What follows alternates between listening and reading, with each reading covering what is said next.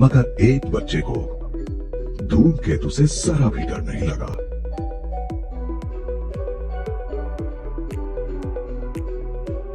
उसे तो ये बड़ा मजेदार नजारा लगा। हम सबकी तरह एडमंड हैली को भी नई चीजों में दिलचस्पी थी। वो किस्मत वाले थे कि उनके पिता ने उनकी दिलचस्पी को और आगे बढ़ाया और उन्हें बेहतरीन साइंटिफिक इंस्ट्रूमेंट्स खरीद कर दिए। यहाँ तक कि दक्षिणी गोलार्ध जाकर तारों का पहला नक्शा बनाने के लिए उन्हें पैसे भी दिए। हैली ने 20 साल की उम्र में ऑक्सफोर्ड छोड़ दिया और जहाज के रास्ते अफ्रीका के पश्चिमी तट के पास भूमध्य रेखा के निचले हिस्से में सेंट हेलेना नाम के टापू पर पहुँच गए।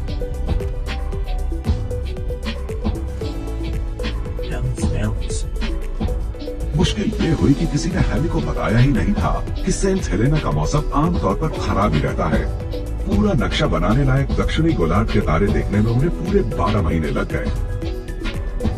पुराने ग्रीक नायकों और देवताओं के साथ अब नई दुनिया के प्रतीकों को भी आसमान में जगह मिल गई, जैसे कि जुपिटर, कंपास और बर्ड ऑफ पैराडाइज।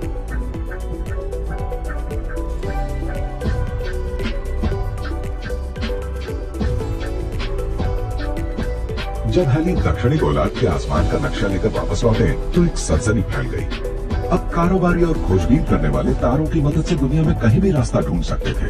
उन दिनों रॉयल सोसाइटी ऑफ लंदन से मंजूरी मिलने के बाद ही वैज्ञानिक खोजों को सही माना जाता था। उसका आदर्श वाक्य था न्यूलियस इन वर्बा। ये वाक्य वैज्ञानिक तरीके का निचोड़ है। लैटिन में इसका मतलब होता है खुद देखो तो मानो। दूसरे शब्दों में सवाल उठाते रहो। हैली के तारों के नक्शे ने सोसाइटी के क्यूरेटर ऑफ एक्सपेरिमेंट्स का ध्यान अपनी ओर खींचा। काश मैं उनकी तस्वीर आपको दिखा पाता, मगर रॉबर्ट हुक का कोई पोर्ट्रेट मौजूद नहीं है। हालांकि उनके समकालीनों ने उनके बारे में बताया है। उनको दुबला, झुकी कमर वाला और बदसूरत बताया। वो हद से ज्यादा खोजी प्रवृत्ति के इंसान थे। ऐसी शक्ल सूरत के बावजूद लंदन की हर पार्टी उनके बगैर अधूरी मानी जाती थी। क्यों? हुक को हर मामले में इतनी दिलचस्पी थी कि वो कुछ भी छोड़ते नहीं थे।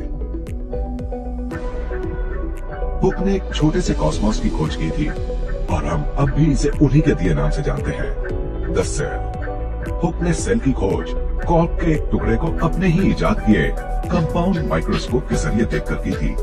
डार्विन की थ्योरी ऑफ एवोल्यूशन के कुछ पहलुओं का अंदाजा उन्होंने 200 साल पहले ही लगा लिया था।